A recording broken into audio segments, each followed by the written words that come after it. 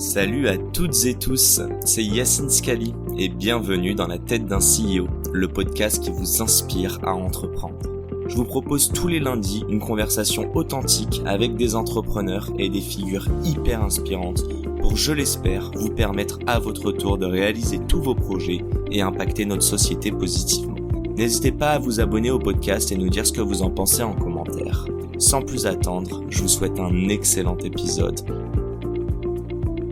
Salut à toutes et tous, c'est Yacine et bienvenue dans ce nouvel épisode. Bon, disclaimer, j'ai chié mon intro. Donc là, je n'ai pas d'intro drôle réfléchi. Mais en tout cas, je suis très content d'être avec Johan, CEO de Shopopop, qui va nous parler du Last Mile Delivery. Ouais, ou du co-transportage, comme on dit chez nous. C'est un peu plus sexy que Last Mile Mais vous êtes Delivery. internationaux. 7 pays, non ? Un petit peu moins, 4. Putain, il y a des moments où je vais avoir des bonnes réponses dans ce podcast ou pas ? Ça dépend de ton niveau de prépa. Ça renvoie des scuds à balles réelles, c'est pas grave. Bon, comment vas-tu, Johan, et ravi de m'accueillir. Ça va, très bien. J'ai mis un petit peu de temps pour arriver, parce qu'on en parlait en off avant de démarrer, que la circulation en ce moment à Paris, c'est compliqué, parce que moi, je viens de Nantes. Donc, je veux dire que le trajet en train s'est très bien passé, mais le dernier kilomètre, du coup, à Paris, était un peu plus dur. Et il semblerait que tu aies développé une solution là-dessus. Raconte juste, là, tu parles de Nantes. Pourquoi Nantes ? Qu'est-ce que tu fais à Nantes ? Et parle-nous de Shopopop, et je suis curieux de savoir pourquoi le choix de Nantes. Ouais, et ben à Nantes, moi c'est une raison plutôt perso, c'est que j'y suis arrivé après mon bac pour mes études, et de fil en aiguille je m'y suis installé, et c'est maintenant la ville dans laquelle je suis resté le plus longtemps dans mon jeune parcours. C'est la ville dans laquelle on a commencé à entreprendre avec mon associé Antoine, et on a fait ce choix de s'installer, de rester à Nantes, parce que en 2015, quand on démarre l'activité, Ouais. on est sur un des territoires qui était le plus mature, en dehors peut-être de Paris, mais tu vois, en province, un des territoires le mieux organisé autour de l'entrepreneuriat et de l'accompagnement des boîtes de la tech. Et, Donc c'est pas un marché en fait que vous avez ouvert à Nantes, c'est vraiment parce que... Ok. Non, c'est vraiment... moi, j'étais encore étudiant, donc mon école était à Nantes. Antoine aussi, à ce moment-là, était à Nantes, même si lui, sa vie perso était plus en Bretagne, du côté de Rennes et de Vitré, là où il est originaire. Ok. Mais on a fait ce choix de rester sur Nantes. Par exemple, on aurait pu aller à Rennes, mais on a dit non, Nantes est plus mature de ce point de vue écosystème. Ok. Donc, je savais pas du tout, c'est quoi des infras, enfin il y a des fonds, il y a des incubateurs, il y a... Ouais, il y avait une logique, alors déjà d'une asso qui s'appelle La Cantine, qui est vraiment la place un peu référence pour l'accompagnement sur les boîtes, avoir accès à le réseau de l'entrepreneuriat, le réseau des entrepreneurs, Ouais. des questions éventuellement de financement, un peu d'encadrement quand tu veux monter ta boîte. Donc ça, c'était vraiment plus développé à Nantes que à Rennes. Et puis voilà, je pense que c'est vraiment un mix entre la situation du moment, parce que quand tu es étudiant, forcément, tu restes un peu là où tu es, et cet écosystème qui était propice. Paris, ça s'est posé juste comme question Non, au début ? franchement, Même du pas. tout. Non, pas Ok, du tout. donc là ouais. tu me parles de ça intellectualisé, mais en fait vous y êtes allé au feeling assez rapidement, vous êtes dit que les Ouais, voyants sont ouais. ouverts. Non, en même temps, Paris, on s'était toujours dit probablement que notre service, il aura plus d'intérêt d'ailleurs en dehors de Paris, et que Paris, on y viendra, mais peut-être qu'à la fin. Tu vois, on est plutôt à se dire que Paris sera la cerise sur le gâteau de notre développement en France, plutôt que de vouloir en faire un objectif au démarrage, quoi. Ok, bon, que les gens comprennent, je te laisse, vas-y, c'est le seul moment corpo, tu peux pitcher. Le pitch de Shopopop, en une phrase, donc je disais, c'est du co-transportage. Ouais. C'est tout simplement la capacité pour un particulier de retirer une commande au départ d'un magasin et de livrer ses produits à un autre particulier, donc Ok. sur un trajet du quotidien. Ok. Voilà, c'est une livraison à domicile, mais qui est faite par un particulier vers un autre particulier, donc d'un consommateur qui effectue un achat. Et on reprend un petit peu ce côté usage de la mobilité qu'on connaît dans le covoiturage, sauf qu'au lieu de transporter des personnes, on est sur du transport de marchandises sur des petites distances, d'où la référence du dernier kilomètre. J'ai 10 000 questions qui me viennent, j'ai envie de comprendre d'où ça devient. Mes premières questions à 1 million. On est en 2015, je crois que Blablacar c'est 2006 avec le covoiturage. Ouais. À quel moment t'as fait ton premier... T'as déjà fait du covoiturage ou pas ? Ouais, j'en ai fait. Antoine, mon associé, était un encore plus grand ferveur de ce système-là. Ne me lui qui dis pas était- que c'est comme ça que vous êtes rencontrés. Non, c'est pas comme ça qu'on s'est Ça aurait rencontrés. été incroyable. Non, on s'est rencontrés avec une autre histoire qui est quand même pas Vas-y, anodine. raconte-moi tout ça. Donc moi, je te disais, j'étais étudiant en 4e année. J'ai participé à un concours de création de start-up à Nantes que j'ai remporté, mais avec une idée qui avait rien à voir avec Shopopop. Donc tu vois, il n'y avait pas de... C'était quoi, par curiosité ? C'était une application qui permettait d'accéder un peu sous le même usage que Tinder à des événements sportifs et culturels. Parce que c'est vrai que je ne l'ai pas dit, mais j'étais en fac de sport, donc j'avais quand même cet écosystème aussi sportif pas très loin de ma tête. Donc l'entrepreneuriat dans le sport, c'était un truc qui me plaisait. Ok. Et donc voilà, je referme la parenthèse sur ce concours, mais après l'avoir remporté, transporter, je vais voir un de mes enseignants de l'époque et je lui dis, écoute, je cherche notamment des étudiants développeurs, parce que moi, j'avais pas de compétences informatiques. Et le prof en question me dit, t'inquiète pas, je te ferai des intros auprès de jeunes développeurs. Mais par contre, je pense à un gars aussi, un ancien étudiant que j'ai eu, qui est actuellement en Inde, qui va rentrer en France et qui a envie d'entreprendre. Et ce gars-là, c'est Antoine, mon associé. Et donc, en fait, on s'est rencontrés par la mise en relation de mon prof de l'époque. Et je donne cette précision sur le fait que le professeur soit indien et qu'Antoine a été en Inde, notamment parce que le modèle qui a mis un peu la puce et le sujet sur le papier du co-transportage, c'est Antoine qui l'a découvert en Inde avec un système de livraison des repas qui est opéré par une population de livreurs qu'on appelle des Dabbavala. Et donc il a découvert ce système là-bas, il est rentré en France avec un peu des idées autour de la logistique, et nous on s'est rencontrés en se disant, bah tiens, c'est quoi les problèmes de la logistique en France et plus largement en Europe ? Il y en a une qui est la livraison du dernier kilomètre. Comment est-ce qu'on peut la traiter ? Point de vue expérience utilisateur, expérience économique, les structures de coûts. C'est Antoine qui est venu avec le pain ? Ou tu le ressentais déjà, ce problème-là ? Non, je pense que moi j'en étais très très loin. Tu vois, parce qu'il n'y a pas d'Uber Eats 2015. Il n'y a même pas de food delivery. Si, ça commençait parce que ça commençait. Il y avait même du Deliveroo et tout ça. Ok, donc ça commence à ce moment-là. Donc ça commençait, mais non, le pain, je pense que je sais pas d'ailleurs si à ce moment-là on raisonnait déjà avec le mécanisme du pain. C'est quand tu montes ta première boîte que tu réfléchis à une idée, t'as pas encore ces réflexes de dire ok, c'est quoi la douleur, comment est-ce qu'il faut que je la traite, c'est ça qui va me permettre de développer mon système. Non, c'est juste dit ok, il y a une problématique, c'est la livraison du dernier kilomètre. Il y a un usage qu'on a mis en face qui est le covoiturage, et on s'est dit bah tiens, appuyons-nous sur la mobilité des gens pour transporter des marchandises d'un magasin au domicile. Fin de l'histoire. Et on enchaîne du coup. J'ai quand même cette question sur votre rencontre avant de rentrer un petit peu dans le pain. Si tu regardes un petit peu comment tu as su que vous alliez matcher, je trouve ça hyper difficile et je vais le ramener à moi à 100%. Je t'en ai parlé un peu avant, je suis en train de monter un projet. Et il y a ce truc dans ma tête de putain, ça sert à rien de le monter si tu vas pas tu le monteras pas tout seul. Et même, je pars du principe, c'est beaucoup mieux de partager des victoires comme des galères avec quelqu'un. Ouais, bien sûr. Mais est-ce que c'est pour autant que tu dois pas mettre le premier pas avant l'autre ? Tu vois ce que je veux dire ? C'est hyper dur, je trouve, là-dessus. Ouais, t'as raison. L'association, c'est comme on a l'habitude de dire, un peu comme un mariage, finalement. Tu sais que tu vas t'engager sur un sujet qui va te prendre autant de temps, des fois même plus que le mariage ou que ta vie de couple. Sauf que je crois savoir que tu ne t'es pas marié en rencontrant le jour J ta femme. Parce que c'est presque ça, là, en fait. C'est du mariage forcé à l'ancienne. Non, et pour revenir sur notre histoire, je pense qu'un des trucs qui a fait que l'association a marché, s'est fait naturellement et continue encore aujourd'hui d'opérer, c'est que Antoine et moi, on est câblés totalement différemment. On a des profils totalement différents. Et comme on se l'est dit assez honnêtement et comme on est encore capable de se le dire aujourd'hui, je pense que si on ne s'était pas rencontrés pour le volet de l'entrepreneuriat et pour l'envie de monter quelque chose, il n'y a rien qui nous aurait rapprochés. On n'avait pas les mêmes cercles de potes, on n'avait pas le même non plus environnement géographique. Tu vois, Antoine, Vitré, Rennes, moi, Nantes, mes potes plutôt Sable-d'Olonne et tout ça. Non, tu vois, j'allais jamais là-bas. Parisien, Rennes et Nantes, on se dit c'est la même chose, mais non, ok. Non, c'est pas la même chose, mais en fait, on n'avait pas du tout de cercle ni relationnel en commun, ni de pratique, on va dire, sportive ou autre, on aurait pu être amené à se rencontrer. Donc, vraiment rien sur la théorie qui nous emmenait vers cette rencontre. Et c'est vraiment la volonté d'entreprendre et cette intermédiation qui a été faite par le prof qui a créé le truc. Et après, non, on a appris aussi à se connaître. On a vu qu'on arrivait à se compléter parce que un plutôt fonceur, un plutôt dans l'organisation, un plutôt toujours ultra positif, l'autre un peu plus les pieds sur terre à ramener aussi des sujets. Et c'est comme ça qu'on a... T'es lequel, toi ? Moi, je suis l'organisateur pieds sur terre. Je vais dire ultra positif. Pour le moment, je t'ai pas vu archi enthousiaste. Donc on va voir, on va y arriver. J'ai moins d'énergie de ce volet-là qu'Antoine. Je dois le reconnaître. Ça prend combien de temps, ces petits signaux déjà, est-ce que le fait d'avoir un intermédiaire envers qui vous deux, vous avez confiance, mine de rien, renforce de ouf la première rencontre? Et surtout, ça prend combien de temps avant de te dire, parce qu'il y a toujours une partie de risque, mais de te dire, je vais me baser sur ces signaux positifs et on va commencer ensemble? Ça s'est fait ultra vite en réalité. Nous, on s'est vu une première fois, on a pris une bière et le Prashant, donc l'enseignant, le prof, était aussi là avec nous. Et déjà, de ce moment-là, où on commençait à détricoter un peu les idées, on s'est dit, OK, on va se revoir et puis on va continuer. Et en gros, nous, on s'est vu début 2015.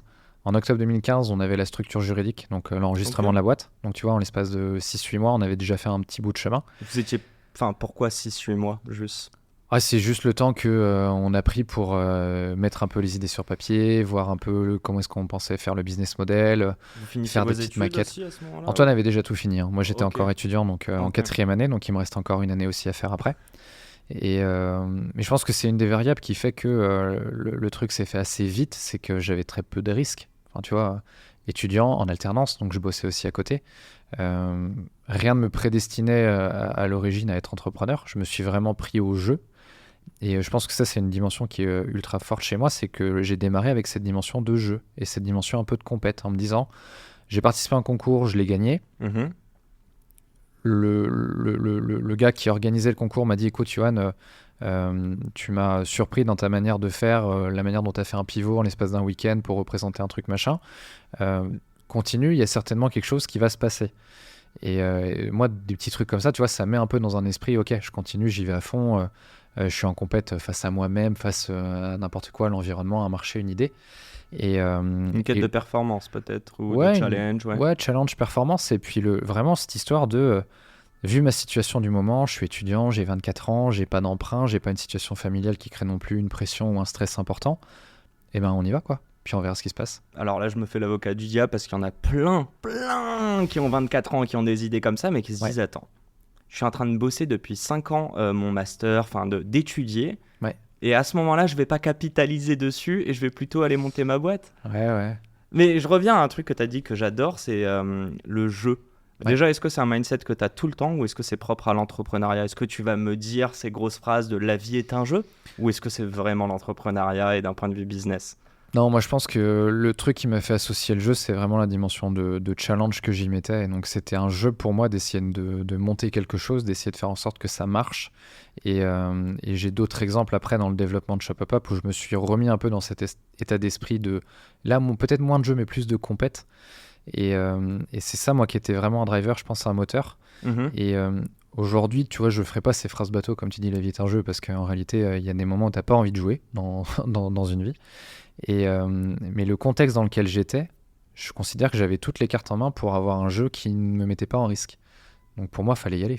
Et j'ai fait ma thèse professionnelle de fin d'études là-dessus sur l'entrepreneuriat étudiant. Okay. Et ce que je mettais un peu en conclusion, c'est que ça n'engage que moi et c'est mon point de vue, mais je considère qu'il y a 2 moments dans une vie qui sont un peu les plus propices pour entreprendre. Soit quand tu es jeune, parce que très peu de pression potentiellement financière, de famille et autres, capacité à bosser avec beaucoup d'intensité, parce que c'est aussi ce qu'on apprend quand on est à l'école. Une énergie que tu arrives à revendiquer et des heures que tu arrives à ne pas compter. Okay. Et donc tout ça fait que tu as un bon cocktail. Et le deuxième moment, c'est plutôt après une expérience significative ou après avoir développé une expertise dans un domaine où tu as mis le doigt sur un pain, une douleur, quelque chose et que tu as envie de la traiter. Donc tu vois, pour moi, c'est un peu 2 moments différents où tu peux te lancer dans cette aventure entrepreneuriale et où je pense que tu minimises un tout petit peu les risques par rapport à ça. Ouais, tu te mets comme des œillères, mais parce que tu es plus drivé par monter quelque chose que par te dire et si demain, parce que souvent Ouais. et si je perds mon CDI, que je peux plus payer mon loyer, etc. Tu te l'as jamais posé cette question? Probablement que si, mais en fait, tu te Mais la très poses une vite. fois et puis Ouais. tu es repris dans le run de ce que tu as envie de développer, dans tes idées, dans ton challenge, dans ton état d'esprit de vouloir faire des choses, d'innover, donc Est-ce ça que passe. tu dirais juste une chose, parce que je pense que tu as eu de la chance, tu l'as provoqué, mais c'est une superbe opportunité. Je ne l'ai pas fait, mais j'aurais adoré pouvoir faire une alternance. Ouais. Est-ce que tu estimes que tu as pété un plafond de verre dedans qui était de te dire je peux trouver un job, qui plus est pouvoir me nourrir?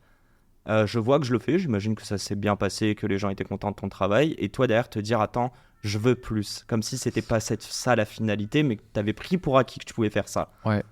Un peu différemment, je pense que l'expérience que j'ai eue en tant qu'alternant m'a plutôt poussé à vouloir faire des choses différemment. Pas forcément à faire plus, mais à faire différemment. Si je m'explique, en gros, j'ai eu une première expérience en alternance où ça s'est pas très bien fini, avec un management notamment que j'ai eu de façon très autoritaire. Et du coup, moi, je me suis toujours juré de faire en sorte que dans mon management futur, si j'en ai, je ne reproduise pas ce truc-là. Et la seconde expérience, c'est que, pardon pour le terme, mais je me suis fait chier en fait. Tu vois, j'avais un périmètre et des missions en alternance que j'arrivais à finir en gros le lundi-mardi. Donc tout le reste de ma semaine, je m'ennuyais. Et je rentrais dans cette alternance pour être formé normalement à un métier qui était plutôt un métier avec des responsabilités, du management, de la direction. Je t'ai même pas demandé c'était quoi comme job. Mes 2 dernières années, là, celle dont je parle, j'étais en formation dans une structure de golf pour apprendre le métier de directeur de golf. Ok. Et le directeur en place à l'époque ne m'a pas du tout formé sur ce qu'était le métier de directeur de golf. Je me suis retrouvé à faire des missions de développement commercial parce que c'était aussi mon ADN, mon cœur de compétences, des missions d'accueil, des missions pour aider les coachs, enfin les profs, les enseignants sur des initiations au golf, ce genre de choses. Donc très sympa, mais pas du tout au niveau où moi j'attendais l'apprentissage de mon alternance. Et donc, comme tu dis, j'ai eu la chance dans ce malheur-là, c'est pas un malheur, mais la chance dans ce fonctionnement-là d'avoir du temps pour aussi bosser sur le développement de Shopapop. Tu l'as mal vécu à un moment, tout ce truc-là, le fait de te faire chier ou d'avoir un management à l'autoritaire? Ouais, la première, oui, parce que ça a eu des répercussions en termes aussi de stress. Et quand tu as une vingtaine d'années, t'as pas envie de connaître ça quand tu mets un peu le pied dans le monde pro. Donc ouais, ça, pour le coup, ça a eu des répercussions. Et en même temps, on s'en sert aujourd'hui moi, je m'en sers aujourd'hui comme un aimant d'apprentissage, quoi. Donc, Bon, ouais, voilà, on a pris quelques minutes, mais je crois qu'on a touché je sais pas, c'est ton why, tu le reformuleras d'une autre manière, mais on est quand même d'accord que ces expériences t'ont poussé à devenir entrepreneur. Tu les aurais peut-être pas... indirectement. Je pense que à ce moment-là, j'étais très très loin de pouvoir faire l'association du truc. Peut-être qu'indirectement. T'as challengé des statu quo ou des situations, quoi. Ouais. Puis vraiment, pour moi, la dimension de jeu, et peut-être parce que je suis rentré dans l'entrepreneuriat par un concours, tu vois. Je pense que la dimension de concours a fait que aussi. C'est ce truc-là qui m'a mis le pied à l'étrier. Ah, c'est intéressant. Dans le concours, t'étais J'extrapole et après on va arrêter de faire le psy, promis. Je peux m'allonger si tu veux. Mais... J'adore, arrête, moi j'adore ça, mais juste comprendre une chose. Ta valeur, t'as dû en prendre conscience à travers potentiellement, je sais pas si c'est le regard des autres, mais au moins dans la comparaison par rapport à d'autres pairs. Là tu parles du comment on appelle ça, du Startup Weekend, enfin du... Ouais. C'est ça ou pas? Avant, tu t'en sentais pas capable jusqu'au moment où tu as essayé et que tu as vu que tu avais potentiellement des meilleurs résultats que la moyenne, que là tu te dis j'ai peut-être une petite carte à jouer là-dessus. Franchement, je pense qu'à ce moment-là, je me posais même pas ces questions-là. J'étais vraiment pris dans un état d'esprit de jeu et de tenter de lancer quelque chose. Et en fait, si je complète ce truc-là, c'est que le premier concours que j'ai fait, je l'ai fait à Nantes. L'organisateur du concours, Pierre Alzingre, que j'ai continué pendant des années à considérer comme un mentor, parce que c'est un peu lui qui m'a mis justement la graine, tu vois, qui a fait germer cette graine-là. Ouais. Il m'a invité à reparticiper à une autre édition du concours qui se tenait du coup à Paris pendant le Salon de l'Agriculture, non pas en tant que porteur de projet, mais pour venir aider quelqu'un qui portait un projet dans le concours. Et donc j'ai dit avec grand plaisir, parce que le format me faisait kiffer, j'adorais cette émulation que tu avais sur 2 jours où ça part dans tous les sens, tu réfléchis, tu montes des trucs, etc. Et on a fini 3e sur ce concours aussi à Paris. Et je pense que premier jeu à Nantes, je le gagne, 2e jeu à Nantes, 3e, allez, il y a un petit truc qui s'est allumé là-haut en mode, écoute Johan, tu prends du kiff, donc vas-y quoi. Question à 1 million, est-ce que tu prends toujours du kiff, du plaisir? Est-ce que c'est toujours un jeu Shopapop aujourd'hui? Malheureusement, je crois que non, l'enjeu a pris un peu le pas sur le jeu. Ouais, c'est intéressant quand il y a beaucoup d'argent quand on emploie des gens. C'est même pas une question simplement d'argent, je pense qu'il y a une question de responsabilité. Il y a peut-être aussi un état d'esprit qui est le mien de se dire j'ai voulu être dans une posture aussi qui est celle du dirigeant, du chef d'entreprise, d'une boîte aujourd'hui, on en parlera, de 150 personnes dans un développement international et tout, avec des chiffres qui ont commencé à prendre effectivement de l'importance, une taille significative. Et moi, je pense que j'ai perdu une forme d'authenticité qui est celle que j'avais quand j'ai démarré, justement. Authenticité ou insouciance? Non, vraiment authenticité plus qu'insouciance. Okay. Ouais. Okay. L'insouciance, je suis pas sûr que j'en avais beaucoup, tu vois. Enfin, le côté pied sur terre et tout. Recul, okay. Voilà.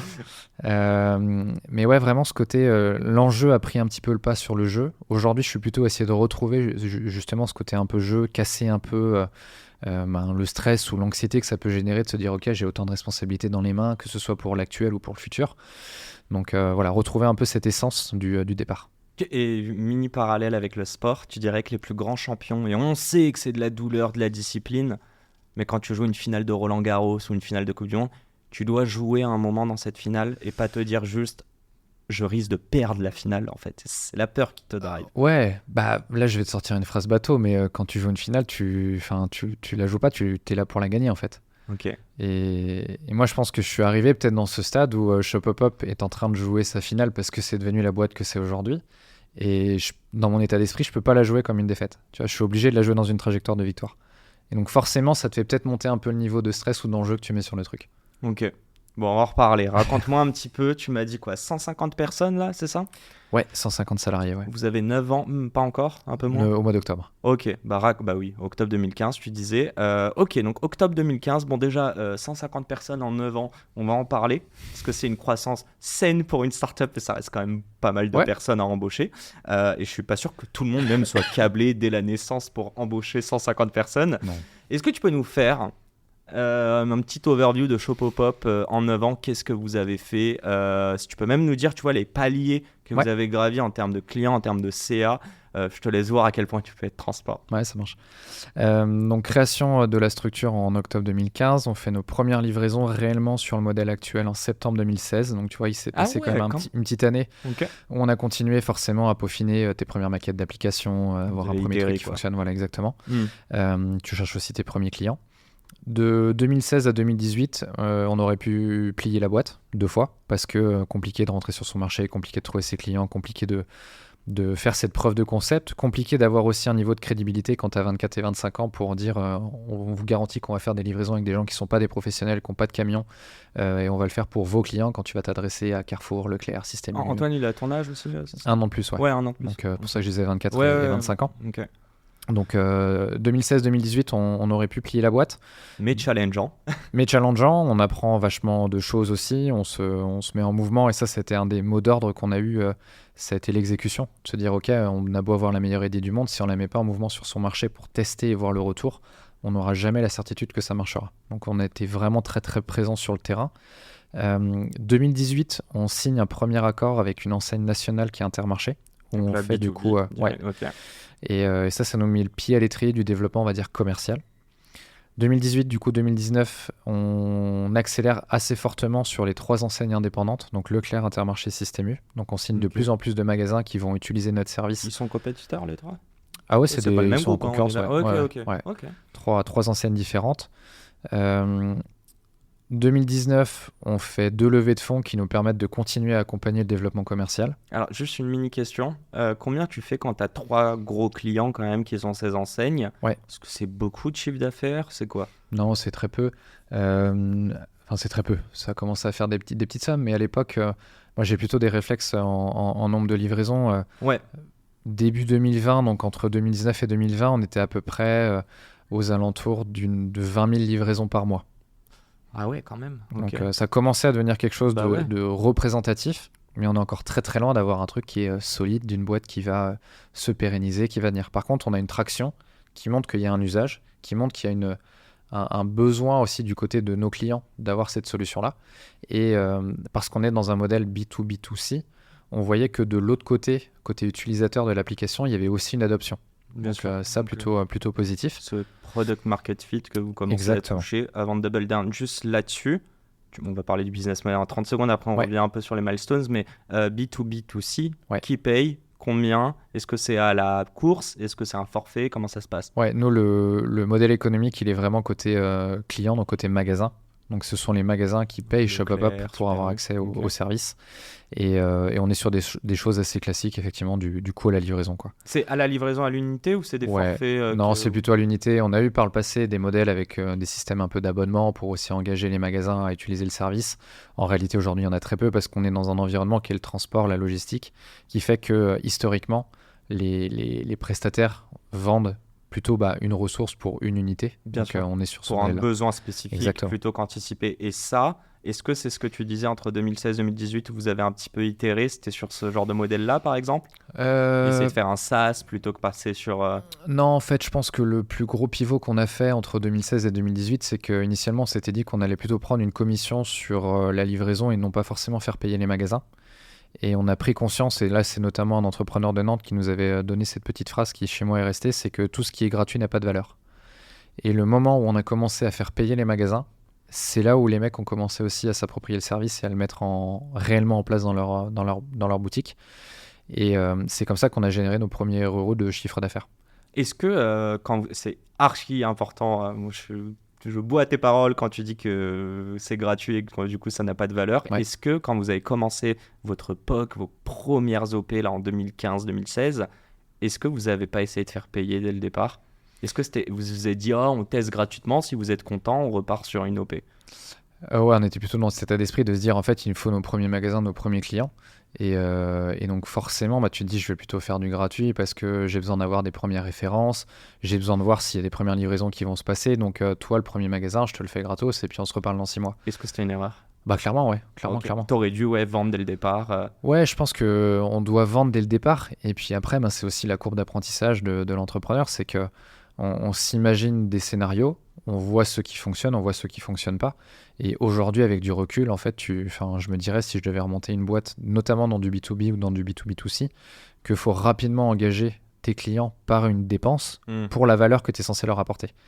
Même si elle ne matche pas vos dépenses à vous, mais au moins être sûr ouais, que... c'est ça. Et après, tu fais bouger les choses, tu fais évoluer à la hausse, à la baisse, si tu te rends compte que tu es complètement déconnecté par rapport à ce qu'est la valeur perçue côté client. Ouais, parce que l'usage, en fait, est biaisé s'ils n'ont pas dépensé d'argent avant, quoi. Bah en partie, et puis si le jour où tu dois faire ton mouvement parce qu'une boîte doit tenir et donc doit avoir un business model, tu commences à dire à tous tes clients, et si tu en as beaucoup, bah écoutez, maintenant vous allez payer. Si les clients s'en vont les uns après les autres, bah, t'es un peu le bec dans l'eau. Donc mieux vaut mettre tout de suite le schéma dans lequel tu sais que tu es le plus solide pour ta croissance que de rester trop longtemps dans quelque chose de facile parce que gratuit, quoi. Et donc là, vous faites quand même pas mal vos preuves. Vous avez, tu dis, donc 20 000, vous opérez 20 000 livraisons par 20 000 mois. livraisons par mois. Donc 2018-2019, tu disais, ouais, avant la première levée. C'est ça, et en fait en 2019 on fait 2 levées sur la même année, notamment parce que comme je le disais on a vachement accéléré dans la distribution alimentaire, et 2020 ça t'aura pas échappé, il y a un truc qui s'appelle le Covid. La Covid, ouais, ou le Covid, et du coup pour nous grand cataclysme parce que organisation de la boîte a pensé différemment, comme beaucoup, hein, tout le monde en télétravail du jour au lendemain, mais en même temps... la food se livre toujours, non ? Gros point positif, explosion du besoin, parce que les gens n'allaient plus dans les magasins. Donc les points de vente et les magasins cherchaient des moyens de maintenir de l'activité et de rendre accessibles leurs produits aux clients. Et donc là, on a reçu coup de téléphone sur coup de téléphone. Je me rappellerai toujours un dimanche soir à 20h, on a un coup de téléphone de l'enseigne Carrefour en mode écoutez, on a 10 magasins qu'on voudrait lancer en région parisienne. Est-ce que vous êtes capable de les ouvrir là dans 24 ou 48 heures ? Bah ouais, on y va. Bluff ou pas ? Non, vraiment, on était capable et il fallait qu'on y aille. Non, mais je sais, mais ça, c'est ma question à toi, entrepreneur. C'est une opportunité, il faut la saisir. Tu sais que tu sais délivrer. Ouais. Par contre, elle ressemble à quoi à partir du moment où tu as dit oui les 24 prochaines heures dans ta tête? En fait, tu te mets en ordre de marche, c'est-à-dire que tu sais que tu as une ressource commerciale parce qu'on en avait déjà, donc tu vas la mobiliser. On avait déjà de l'expérience aussi sur le support client, donc on savait que les flux qui allaient arriver, on était capable aussi de les traiter, point de vue qualité, on va dire. Okay. Et donc, comme tu dis, tu saisis l'opportunité.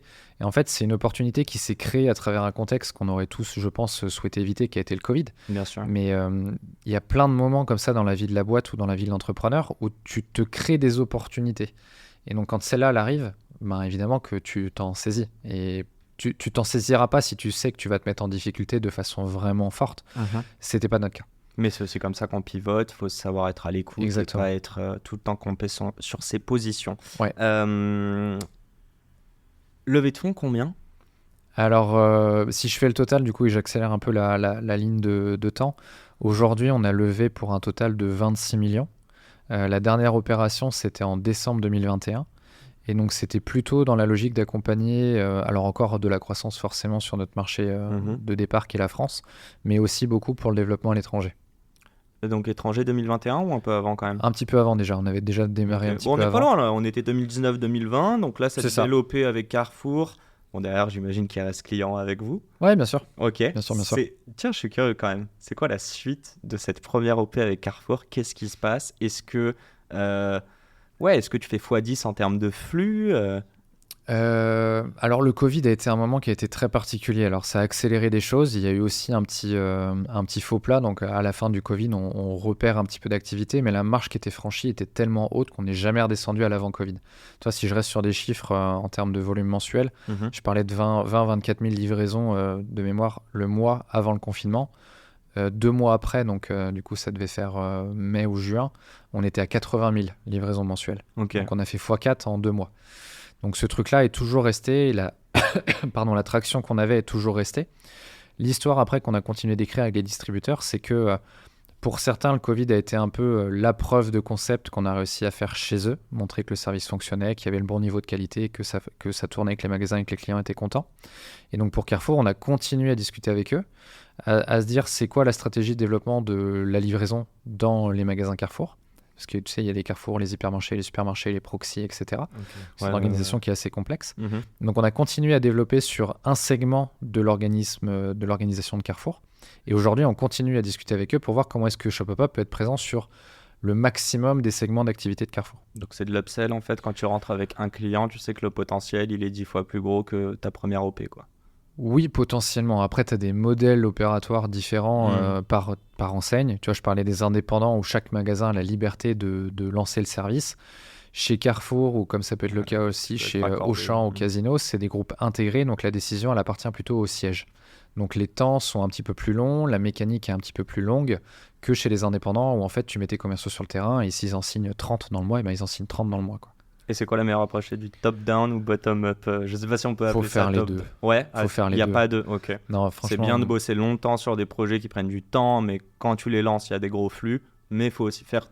Ouais, il faut faire les deux. Quoi. Et puis, peut-être que c'est la particularité de notre secteur d'activité et encore une fois du cœur de marché dans lequel on s'est mis, qui est la distribution alimentaire. Mais je pense que si on avait voulu prendre notre développement que par le haut, même en discutant chez les indépendants uniquement avec les organes de siège, on n'aurait jamais eu la vitesse qu'on a réussi à avoir en allant sur le terrain. Et c'est pour ça que je parlais de l'approche terrain, l'exécution et les opérations terrain, ça a été vraiment la clé du succès. Alors il y a tout qui se télescope, mais qui font des liens dans ma tête. Je veux parler de la com, je veux parler de la marque blanche. Et avant ça, il y a deux choses dont je voulais parler. C'est justement pourquoi l'alimentaire. Tu veux boire un coup? Non, c'est bon, t'inquiète. T'es sûr, hein? Ouais, sûr. Parce que je te bombarde, moi. C'est toi qui parles, hein. Mais bon. Donc on disait, ouais, l'alimentaire et pourquoi, et surtout, avant même l'international, c'est quoi les premières villes? Pourquoi vous êtes allé sur ces villes-là? Et pareil, pourquoi l'alimentaire? Est-ce que c'est un use case? Et après, vous avez dit, ils sont plutôt réceptifs là-dessus. Ok, on double down. Désolé à tous les gens pour mes anglicismes. Je vais me faire taper sur les doigts. À toi, the floor is yours. En bon français, du coup, ma réponse, non, on a une approche sur le marché de l'alimentaire pour des raisons très simples.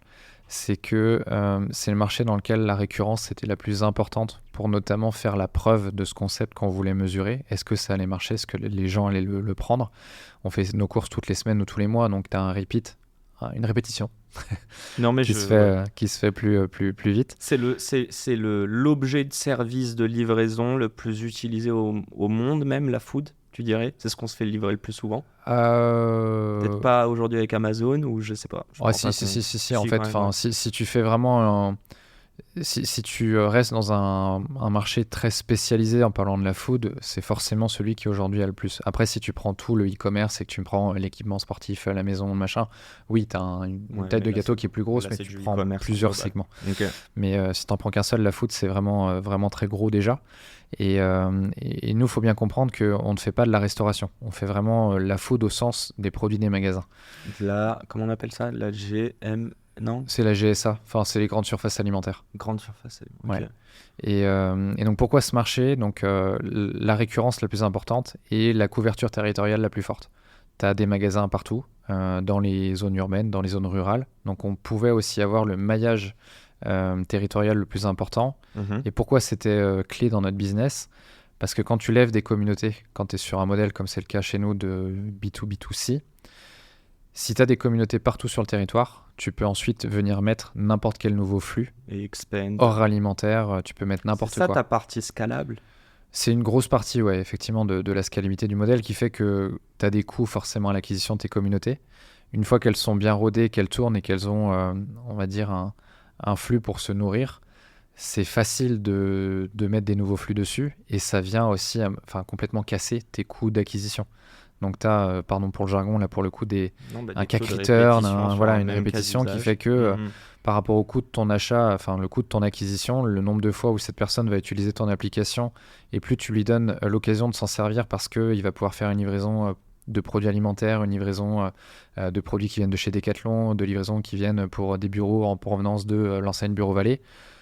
plus tu casses ce truc-là, plus tu casses ton coût d'infrastructure. Et plus après, tu peux signer de nouveaux clients en B2B. Et voilà, parce que ta communauté, elle t'as ta grandit. Et en fait, c'est un modèle qui est vertueux, c'est que plus tu as de flux de demandes de livraison, plus tu as de gens qui vont pouvoir en faire. Donc plus tu as de flux, plus c'est en appel.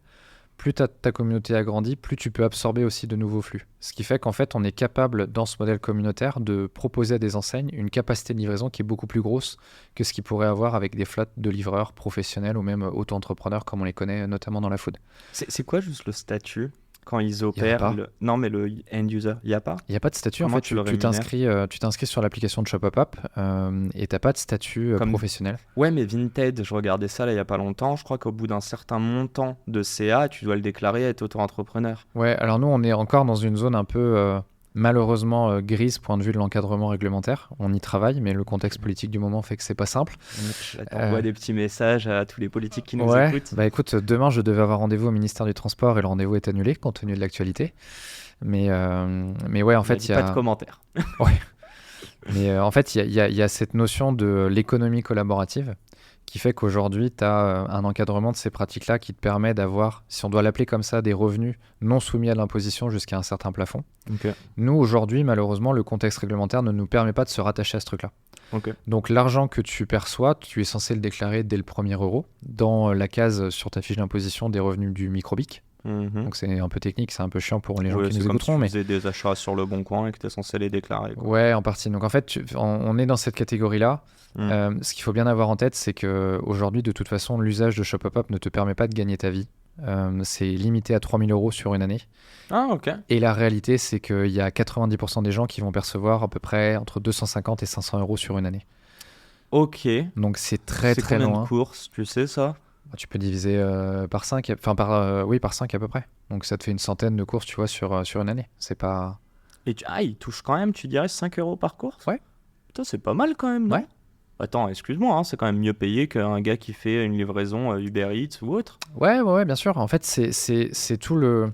Pour nous, le parallèle et surtout le sujet qu'on veut développer, c'est de dire c'est un service qui rend service. Alors une fois que j'ai dit ça, il faut que j'explique Non, pourquoi. c'est de Mais l'entraide, mais je pense savoir tu as une dimension d'entraide, tu as une dimension économique qui est malgré tout présente parce que les gens vont faire ça pour soit amortir les frais de déplacement qu'ils ont, le coût du carburant de la voiture, ce genre de choses. Mais ils sont déjà sur un trajet. Mais ils sont déjà sur un trajet, donc Mm. c'est qu'un détour que tu fais. Aujourd'hui, on mesure nous les détours et le détour moyen, c'est l'équivalent de 2,7 km pour faire une livraison. Donc ça reste, on va dire, acceptable. Bon, 2,7 km à Paris en période de JO, je pense que c'est une autre histoire. C'est pas intramuros.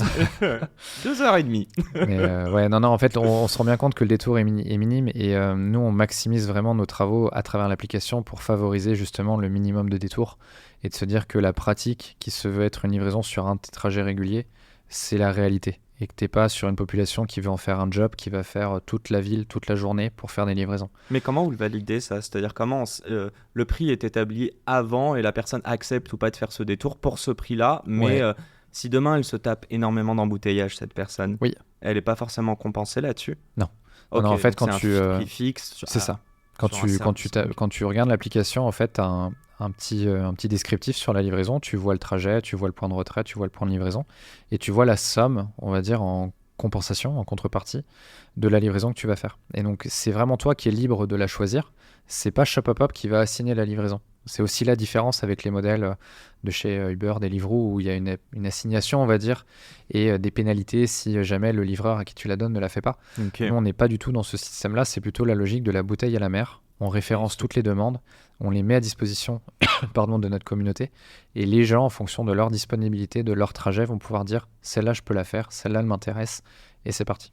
T'as industrialisé, je suis sûr et certain, ce qui existait sur des groupes Facebook, dans des petits patelins, où salut, enfin tu vois, tu passes à 18h là, est-ce que tu peux récupérer un colis pour moi? Mais même avant la naissance de Facebook, c'est des choses que faisait la génération de mes grands-parents. Ouais, de récupérer à la nos boulangerie, la grands-parents, poissonnerie, de peut-être. nos grands-parents, ouais.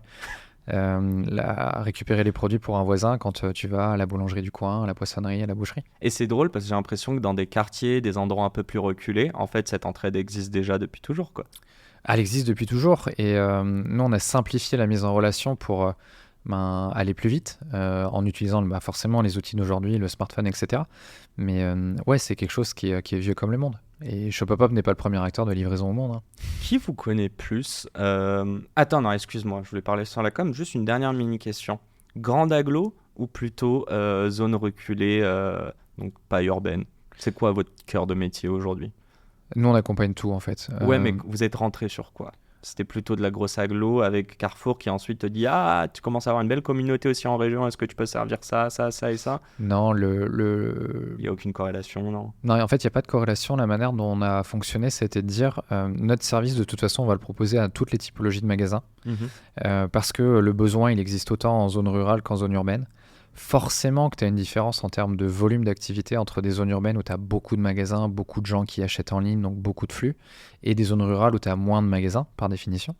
Mais le besoin est différent. En zone urbaine, on va plutôt associer ça à du confort. En zone rurale, on est des fois plutôt sur la nécessité. Personne à mobilité réduite. Même prix Même prix, pas de Ok. différence. Ok, Pour ok, nous, ok. tu vois, il n'y a pas de différence. Ok. La différence peut s'opérer par le prix pratiqué par les enseignes.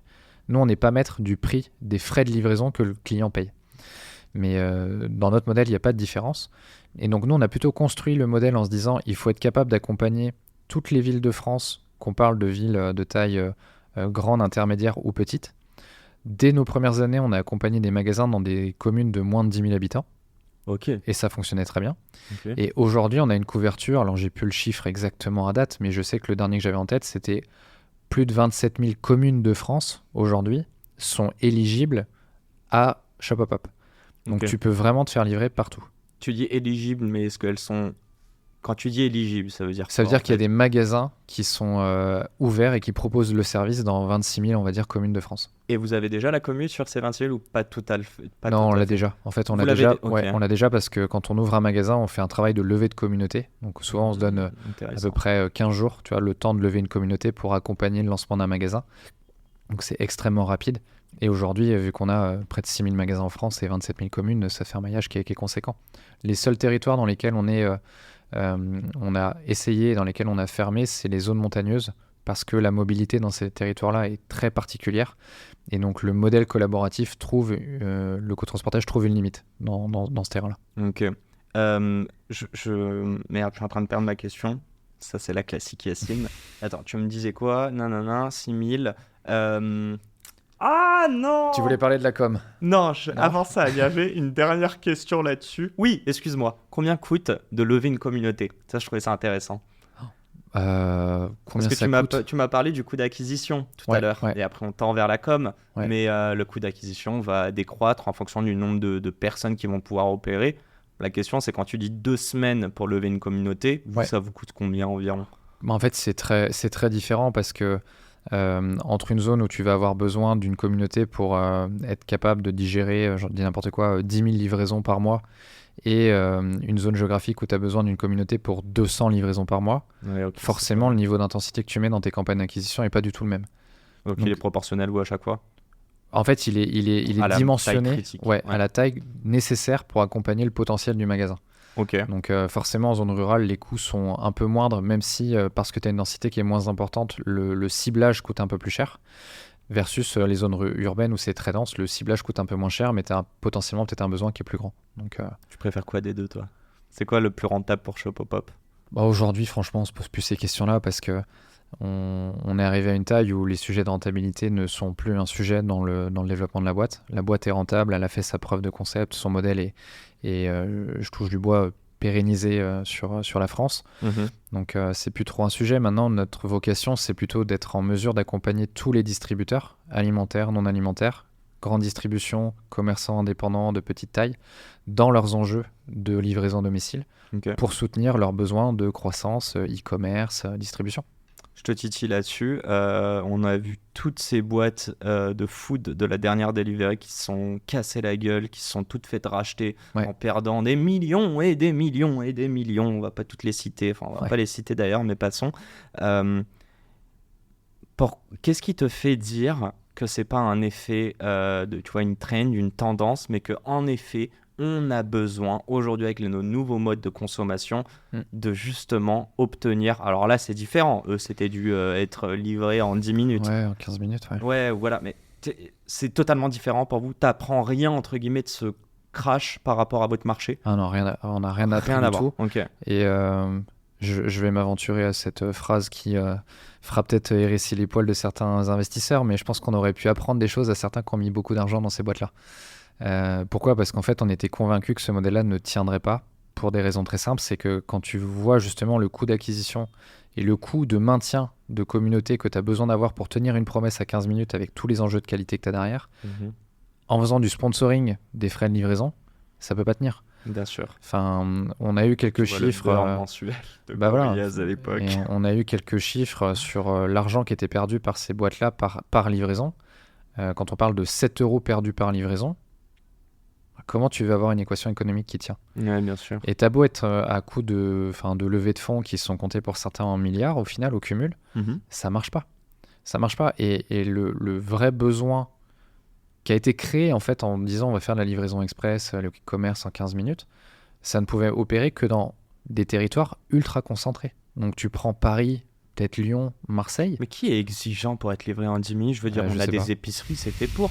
Ouais. En fait, ils ont créé une boîte et plusieurs boîtes se sont créées sur un besoin qui ne vient pas d'un problème. C'est pas un vrai... Ok. Bon, on referme la parenthèse, c'était pas ça. Tiens, je te pose cette question. On rejoint dedans et après on va sur la com. 2 questions très simples et je pense que tu pourras y répondre assez rapidement. C'est quoi votre competitive advantage ? Pourquoi vous réussissez là où peut-être d'autres boîtes, et il y en a eu, alors j'ai pas des noms mais je sais qu'il y a des boîtes qui se sont lancées sur le last mile delivery, notamment dans justement de la restauration, pas forcément directement de la GSA. Ça va, il y a quelques ratés, c'est pas grave. Dans les supermarchés, sinon tu peux dire. Ouais, les sympa. Ouais, mais là tu vas me dire attention, il y a les hypermarchés. Et non, la deuxième question, c'est juste l'international. Il est arrivé quand ? Et je le pose là comme ça, parce que ça, j'en suis sûr et certain, et c'est écrit sur votre site, donc me dis pas que c'est faux ce que je dis. En tout cas, sur LinkedIn, vous ambitionnez d'être le leader européen. Ouais. Yes. J'ai déjà perdu du coup le début de ta question. La première question toute simple, c'est quoi votre competitive advantage ? En fait, le competitive advantage, on l'a créé au fur et à mesure du développement de la boîte. Comment et pourquoi ? En développant notamment une ressource qui est la communauté et en ayant aujourd'hui la plus grande communauté. Ça veut dire quoi ? Ça veut dire que parce que tu es l'acteur qui est le plus gros, tu as par définition la meilleure qualité de service et la meilleure capacité d'accompagner les besoins. Okay. Ce truc-là, c'est très propre au modèle justement des plateformes communautaires. Tu as, et on peut le garder comme référence, le covoiturage. Aujourd'hui, tu as un acteur référent sur le covoiturage, c'est Blablacar. Monopole. Ou presque. Ouais. Et en fait, le truc qu'il faut voir derrière, c'est que parce que justement, tu as un acteur qui est référent, c'est lui qui va créer les standards, c'est lui qui va développer le niveau de confiance qui est attendu par rapport à la pratique du métier. Et c'est cet acteur-là qui va, on va dire, driver ce qui va se passer sur le marché, point de vue... on va dire offre et demande. Et donc tu as un avantage de premier entrant en fait sur le marché ? Ouais.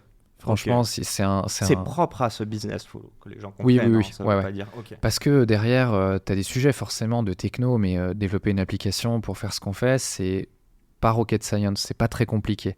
Par contre, nous, on fait l'effort d'investir sur des fonctionnalités et on fait l'effort aussi d'investir sur des barrières et des contraintes qu'on se met pour être en capacité de respecter l'ADN de départ qui est de dire on ne fait pas une nouvelle plateforme ubérisée, on ne va pas vers du professionnel, on met du cadrage sur l'usage avec des systèmes d'algorithmes, etc. On fait l'effort aussi de faire une boîte qui se veut impactante au point de vue environnemental et sociétal.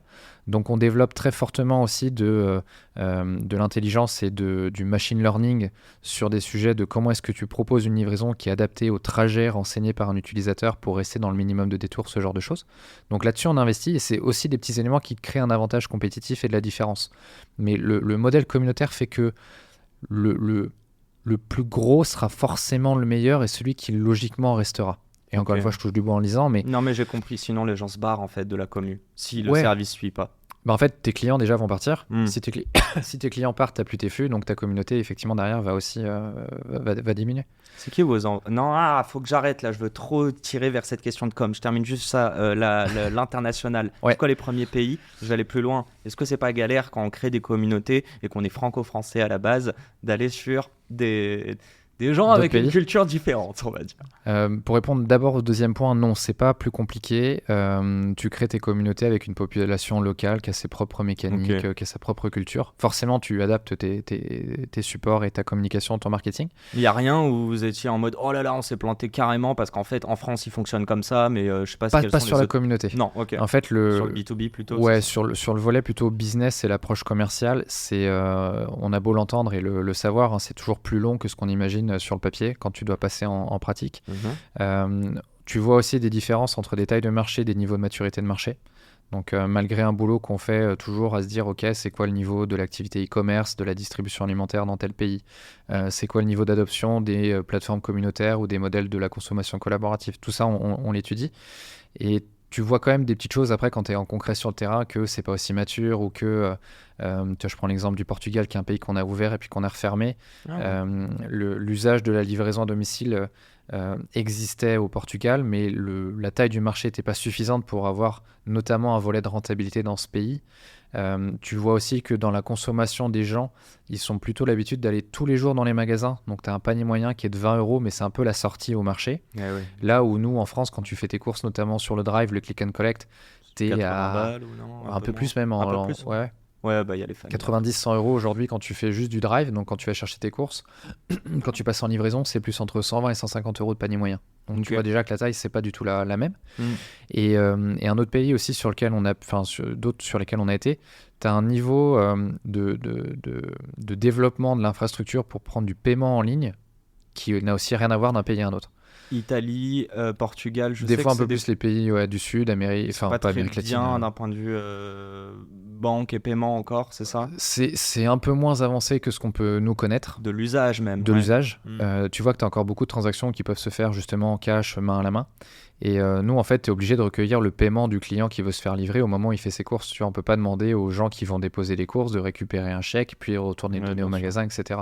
Donc, tu as aussi des petites choses comme ça qui sont là, pour le coup, très, très propres à chaque pays. Et ça biaise la confiance après aussi. Pourrait y avoir un conflit entre Ouais, ça pourrait. Le end récepteur, bref, celui qui récupère la commande et celui qui la livre. Je voulais du coup, laisse-moi deviner.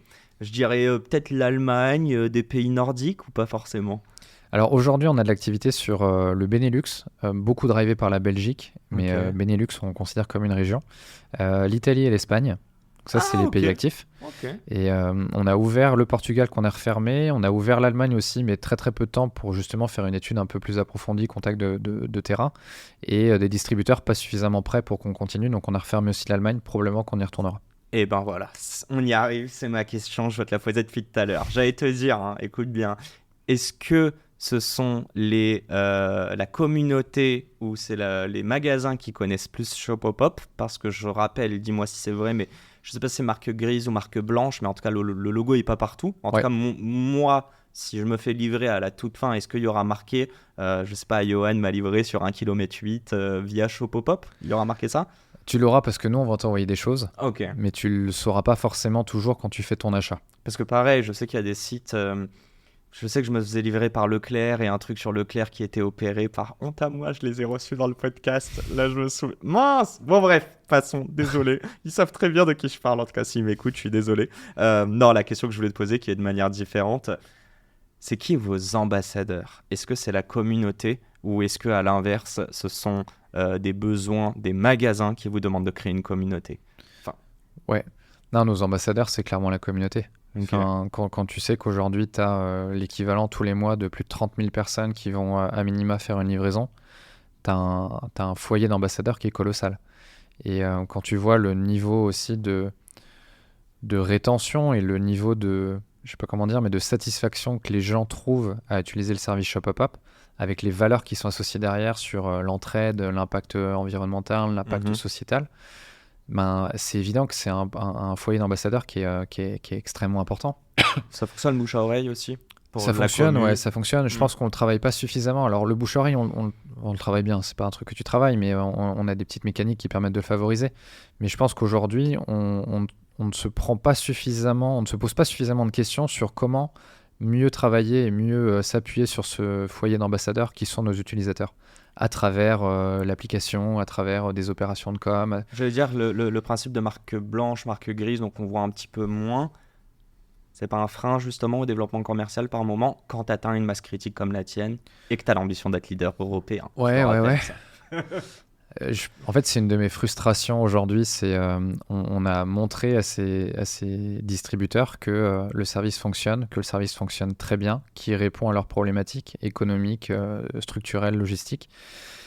Et qu'en fait, il ne résonne parce que malheureusement, ce sont des distributeurs qui ont ce câblage depuis des années et des années en relation client-fournisseur. Et donc en fait, Shopopop aujourd'hui, pour cette population, c'est un fournisseur de transport. Et rien d'autre. C'est pas une communauté, c'est pas personnes regroupées derrière. Et c'est ça qui m'embête aujourd'hui, c'est que les enseignes se privent de rattacher 2 autres dimensions à ce volet fournisseur logistique. La dimension communautaire et sociale, ce sont des gens qui font ça pour rendre service, qui sont des gens qui habitent pas très loin du magasin, qui sont peut-être eux-mêmes clients du magasin. Côté local, je sais pas, c'est communautaire. T'as pas des petites histoires là de... Il y en a plein. Il y a eu des couples qui se sont créés. Des couples, je sais pas, mais non, il y a plein d'histoires. En fait, il y a plein d'histoires qui sont extrêmement positives. Il y en a plein d'autres qui sont extrêmement surprenantes et des fois pour des problématiques de société qui sont très fortes et très dures. J'imagine. Donc, j'ai cet exemple-là. C'est un des derniers que j'ai en tête. Une personne qui a effectué une livraison, alors c'était plutôt en zone rurale, mais au sud de Paris, en région parisienne, là, au sud, qui s'est rendu compte que la livraison qu'il a faite auprès d'un monsieur qui vit avec son petit garçon était la seule visite de la semaine de cette personne. La personne ne voyait personne d'autre de la semaine. La livraison était son seul point de contact avec un autre individu. Et là, quand on parle d'isolement, on prend conscience de certaines choses. Et des histoires comme ça, il y en a plein. Alors, il y en a plein de positives, des gens qui nous disent grâce à vous, j'ai pu emmener mes enfants en séjour, une sortie, pour faire des loisirs au cinéma, au zoo, peu importe. Donc, on voit qu'il y a une forme de contribution et nous, on y est vachement attachés. Il y a forcément la motivation économique, on en parlait, mais il y a pas que ça. Et il y a surtout d'autres choses derrière qui prennent de plus en plus de place. C'est quoi la métrique dont tu es le plus fier ou que tu regardes au quotidien? L'heure sur ton téléphone. Ça va, il nous reste un peu de temps. En fait, en tant qu'entrepreneur, celle qu'on suit certainement le plus au quotidien, ça reste le volume de livraison qui est fait chaque mois. Okay. Parce que de ça découle forcément beaucoup de choses. Pour moi, il y en a 2 à suivre en parallèle. Il y a ce nombre de livraisons parce que ça montre aussi la croissance et l'adoption du modèle sur le marché très large du retail. Et ça, pour moi, c'est un des challenges. Et quand on revient sur les sujets de compétition, j'ai cette envie de proposer le service et de faire en sorte qu'un maximum d'enseignes aujourd'hui en France ou plus largement en Europe se l'approprient. On a réussi à démontrer qu'on a créé un nouveau standard de livraison quand on parle aujourd'hui de cotransportage. Et donc ça, c'est une première victoire et il faut absolument continuer à le développer. Et le second, c'est le nombre de personnes qui bénéficient ou qui utilisent le service. Parce que tu as des gens qui vont se faire livrer par Shopopop qui vont être ultra contents de recevoir aussi leurs produits via ce modèle-là. Je vais te demander comment tu mesures la satisfaction. On a des enquêtes de satisfaction. Ouais. Okay, on envoie à chaque fois en fin de livraison un petit mail qui permet de laisser un avis sur justement ce qui s'est passé. T'es fier du NPS ou pas? Franchement, ouais, aujourd'hui, il est très très bon. Et après, on a aussi essayé de le dissocier en 2 parce que malheureusement, vu qu'on est dans une relation tripartite, il y a le magasin, il y a le client qui reçoit ses produits et il y a le cotransporteur. Nous, on fait un peu, on va dire, l'intermédiaire entre ces 3-là. Et dans certains cas, tu vois que tu peux avoir une expérience dégradée, mais non pas liée à la prestation de cotransportage, mais liée à n'importe quoi, un produit qui est manquant, une référence qui n'est pas la bonne. Et tu associes ça à... et du coup, tu fais un package un peu global. Alors qu'en fait, c'est Leclerc ou autre. Est-ce que sur les 3 parties, il y a une partie qui est plus importante? Via le B2B, c'est là où vous avez votre opportunité de ramener de l'argent aussi, mais en même temps, il faut bien quelqu'un qui opère, il faut bien que quelqu'un puisse être livré. Nous, on est sur un jeu d'équilibre en fait qui est constant. Comme tu le dis, si tu perds des clients, tu as un impact sur le développement de ton entreprise. Si tu perds de ta communauté, tu as un impact sur la qualité que tu vas pouvoir apporter aussi à tes clients. Donc, c'est quelque chose qui s'alimente. Donc, on est constamment dans cette nécessité d'équilibre et de vases communicants. Tu as parlé d'avoir levé, je crois que c'est 24-25 millions. Ouais, 26. 26 ouais. Est-ce que c'était indispensable pour arriver à vos OP aujourd'hui dans un business comme celui-ci? Et est-ce que tu as prévu de relever ou pas, sachant que vous êtes déjà à la rentabilité, tu disais? Oui. Donc, je pense que oui, c'était nécessaire parce qu'on est sur un modèle communautaire. Donc, il y a une notion de taille critique à avoir. Il y a une notion de temps aussi qui est associée à ça. Et on n'aurait pas pu avoir ce temps nécessaire à atteindre cette taille critique, que ce soit point de vue nombre de clients, nombre d'utilisateurs, sans avoir cette capacité de financement. Donc ça, je pense que oui, on ne peut pas monter un modèle comme Shopopop sans avoir ça. Et sur la deuxième question, non, aujourd'hui, on n'a pas de besoin tu vois, de relever de l'argent. La boîte est effectivement rentable. Donc si on devait le faire, c'est soit dans une logique, et encore une fois, je vais retoucher du bois pour la troisième fois de cet échange, il y a une catastrophe et on a besoin de combler quelque chose, ou on se met dans une stratégie ultra offensive pour aller sur cette conquête internationale. C'est la deuxième question que je vais te poser, ok. Donc pourrait y avoir de l'opportunité qui fait que là, sur cet instant T, il faut lever pour ce besoin spécifique. Ouais, encore que tout se met sur la table parce que vu ce qu'on arrive aujourd'hui à faire et la taille de l'activité qu'on a en France, ça permet aussi de soutenir des lignes d'investissement qu'on a besoin d'avoir à l'étranger. Okay. Donc tu peux te poser la question de est-ce que tu veux investir beaucoup pour avoir un niveau d'intensité beaucoup plus fort et réduire ton temps. Et c'est pas toujours gage de réussite, de mettre plus, on n'est pas toujours certain que ça va aller forcément plus vite.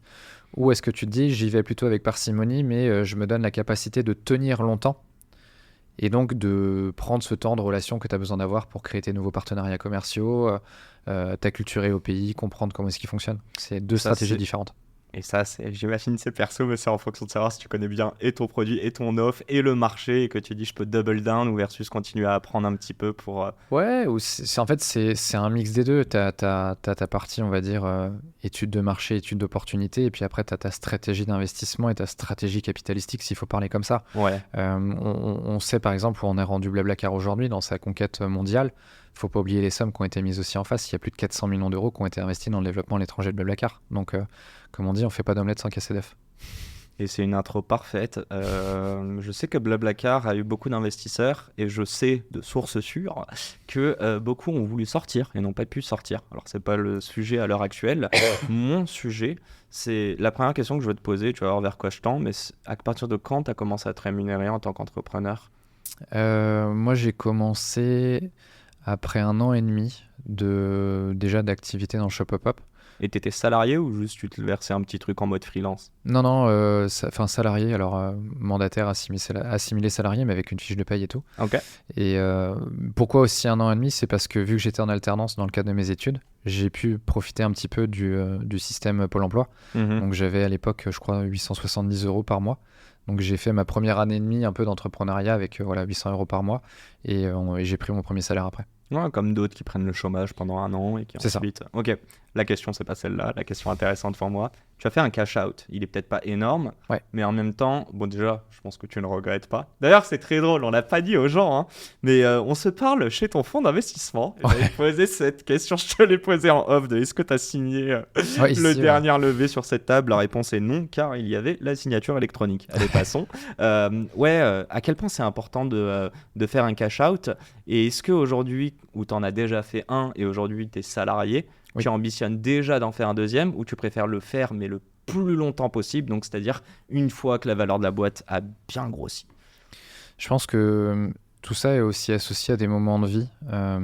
Faut pas moi, je le déconnecterai pas parce que tu peux avoir une trajectoire dans ton volet entrepreneurial qui fait que tu te dis j'ai absolument aucun besoin de faire du cash out, peu importe le moment. Je pense qu'il y a un état d'esprit aussi de se dire est-ce que j'ai un besoin de sécuriser un petit peu à un moment donné parce que j'ai aussi envie de retirer un petit peu des marrons du feu pour l'investissement qui a été passé.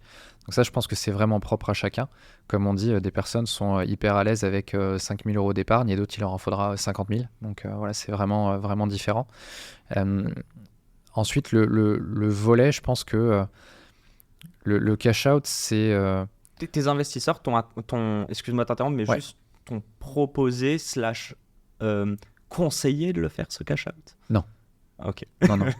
Non, ils n'ont pas... Et toi, pourquoi vous l'avez fait alors ? Donc c'était un moment de vie aussi avec Antoine Je pense qu'il y avait une petite partie de moment de vie, il y avait une petite partie, je vais appeler ça récompense un peu du travail passé. Sûr. La dernière levée était en décembre 2021. Voilà, et là pour le coup, je vais faire mon autocritique. Je pense que la jeunesse, parce que Shopopop est ma première boîte et que j'ai pas 30 ans d'expérience dans l'entrepreneuriat, le montant demandé sur ce cash-out n'était pas suffisant. Je m'explique, c'est que la somme est déjà très très belle, mais la réalité des pratiques dans ces tours de table à la taille à laquelle on était fait qu'on aurait pu et certainement dû demander un petit peu plus et ça n'aurait pas forcément été refusé. parce que la somme d'argent que, en l'occurrence, j'ai perçue ne me permet pas aujourd'hui d'aller sur des sujets pour réinvestir dans une résidence principale. Donc c'est très bien, c'était un super... En fait, c'est l'émotionnel, tu dirais que tu as aussi su sortir de l'argent, mais qu'en fait, soit... Ouais, mais tu sais pas forcément comment, Oui, tu sais pas si... C'était pas en fonction d'un besoin précis. Non, et puis tu sais pas comment tu te le justifies à chaque fois.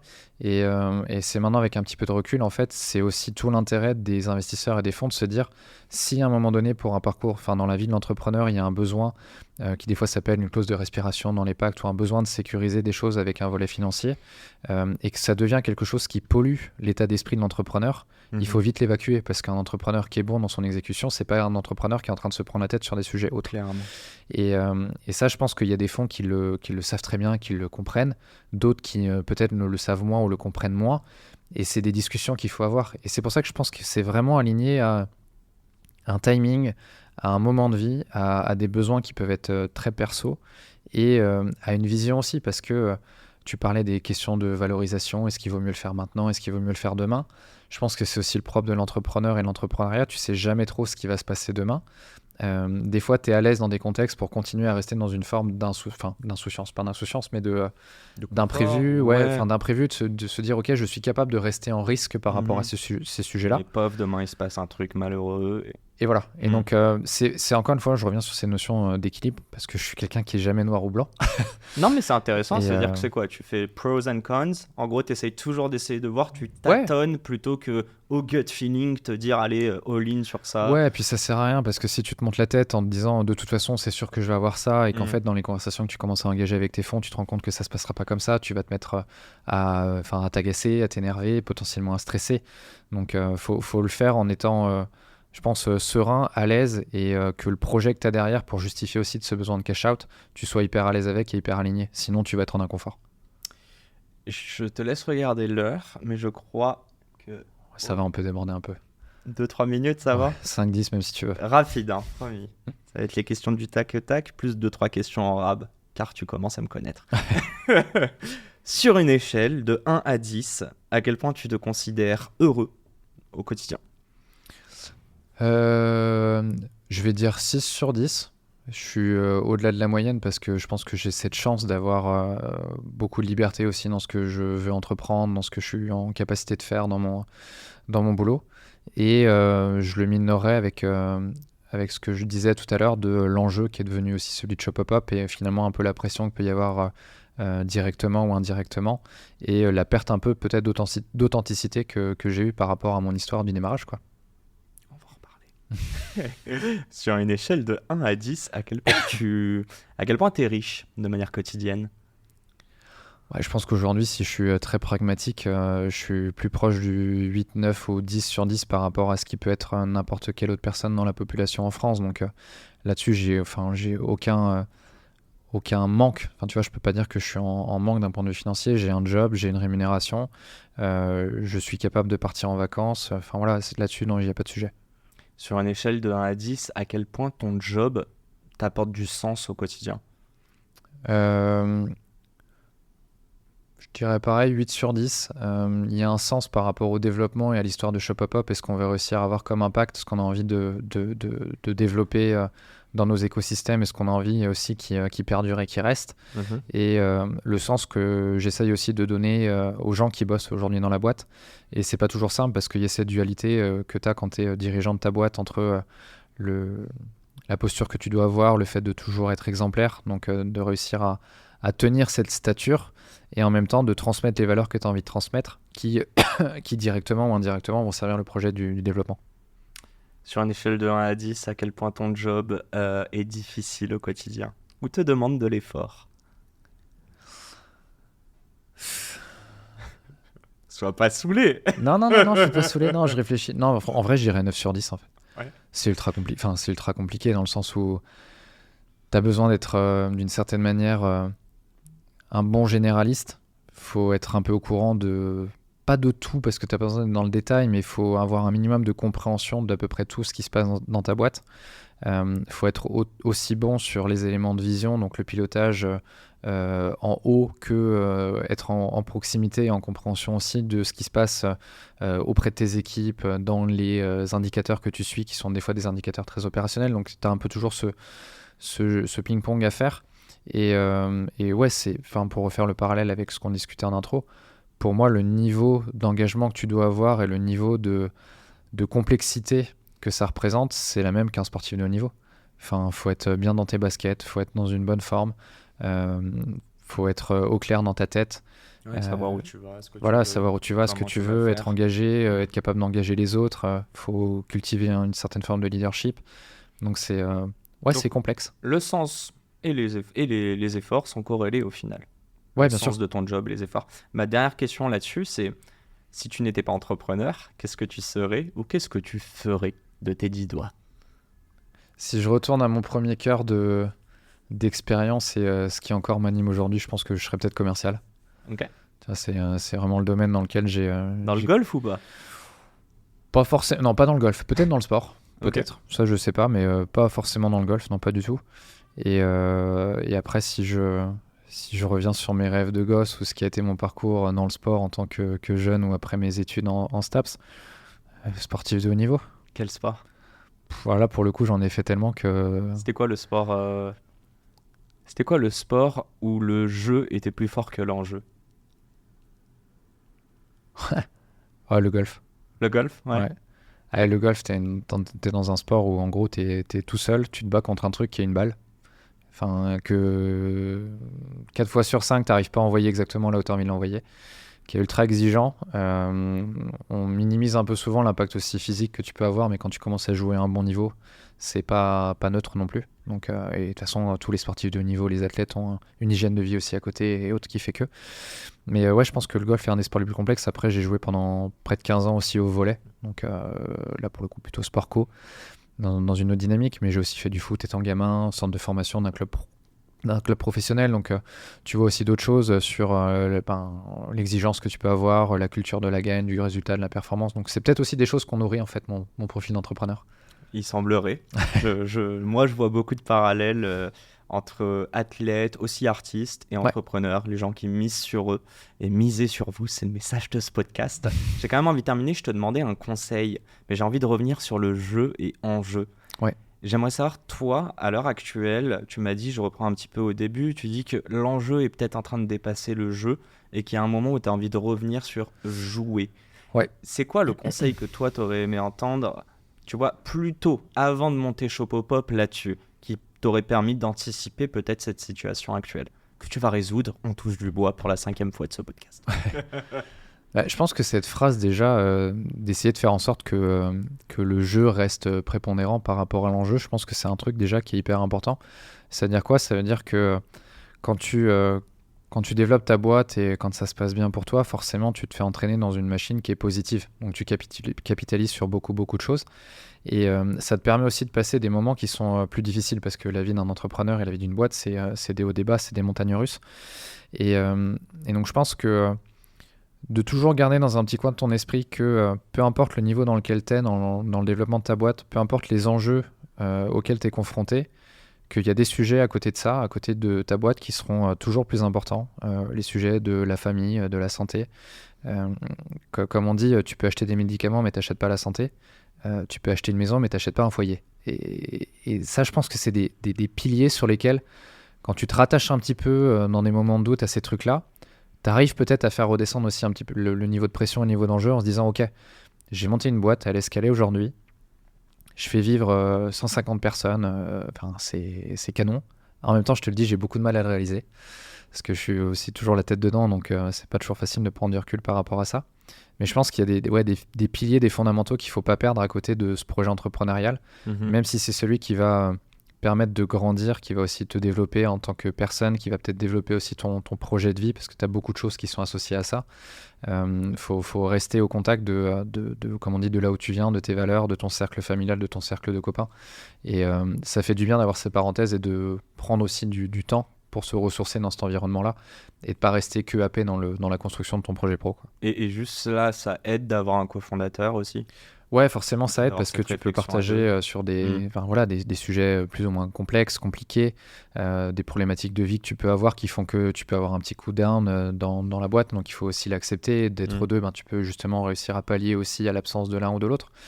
Et puis là, c'est très perso, mais moi, je suis papa depuis maintenant 1 an et demi. Et Congrats. voilà, c'est des petits marqueurs qui te font aussi prendre conscience d'autres sujets.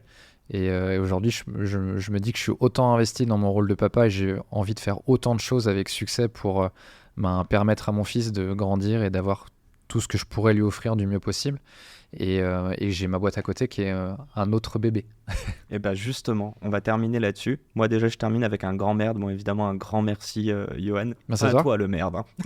Oh, tu peux, je prends. Non, mais je vais te dire un grand merde à toutes les personnes qui nous écoutent. J'aime terminer là-dessus en leur disant misez sur vous. Souvent, je te laisse le mot de la fin, mais justement, il y a une dernière partie et c'est cette question de fin. Tu as parlé de 150 personnes et je le vois, on en a parlé au tout début et puis je crois que c'est toi-même qui as parlé de ça. Tu as utilisé le mot responsabilité, je crois, en tout cas par rapport à eux. J'aimerais comprendre si tu veux aussi t'adresser même à eux. J'espère qu'ils nous écoutent. Et que c'est un boss assez cool, Johan. Sinon, dites-le moi en MP. Non, mais plus sérieusement, c'est quoi la responsabilité d'un entrepreneur qui est différent, hein? Un entrepreneur, moi je suis solopreneur aujourd'hui. Ouais. Toi, tu es aussi manager. Ouais. Tu permets à 150 personnes de potentiellement s'épanouir dans leur travail, etc. Ça te procure quoi, toi ? Moi, il y a un mot-clé en fait que j'associe à ce que j'ai envie d'avoir en tant que justement manager et entrepreneur quand on parle de 150 personnes qui sont là aussi pour nourrir le projet de la boîte et d'une certaine manière pour suivre aussi la vision et nous suivre nous en tant qu'entrepreneurs et dirigeants. C'est que je veux et j'espère être pour toutes ces personnes quelqu'un de confiance, tu vois, en se disant l'histoire que je porte et la vision que l'on présente avec Antoine, je veux qu'il la sente comme quelque chose d'honnête, qui est pas là pour vendre du rêve, mais qui est là pour vendre un projet dans lequel ils sont capables et peut-être ils ont envie de s'inscrire. Je veux qu'ils aient confiance aussi pour partager des problématiques parce que même si je suis patron et dirigeant, j'ai 32 ans et je suis un mec câblé, tout à fait normal avec des pensées ordinaires. Enfin voilà, j'ai rien de plus que n'importe quelle autre personne sur cette planète. Donc d'avoir ce côté confiance, ce côté proximité. Et tu parlais d'être un manager cool ou un patron cool. Je sais pas si je le suis parce que des fois je fais un peu peur parce que j'ai ce côté peut-être un peu distant, un peu cadré, un peu machin. Mais quand on me connaît, je suis pas le grand méchant loup. Bon, j'espère en tout cas qu'il valide, mais j'en ai aucun doute. Et surtout, je la vois la responsabilité et je me dis dans tout ce que tu as dit, en fait c'est une communauté que tu crées. Ouais, c'est presque aussi, la même chose. Tu parles de confiance, de bienveillance, et je me dis, ok, ils viennent pas juste chercher leur salaire. Enfin, j'espère. Bon, bref, là, c'est la fin de ce podcast. Un grand merci. Grand merci à toi, Johan. Grand merci à toutes les personnes qui nous ont écoutés. Je te dis à très vite et je dis à nos auditeurs à la semaine pro pour un nouvel épisode. Merci, Yacine. Ciao, ciao. Et c'est la fin de cet épisode. Si cet épisode vous a plu, n'hésitez pas à nous soutenir en nous mettant 5 étoiles sur les plateformes, en vous abonnant évidemment et en nous laissant des commentaires. Hâte de vous retrouver la semaine prochaine. Ciao!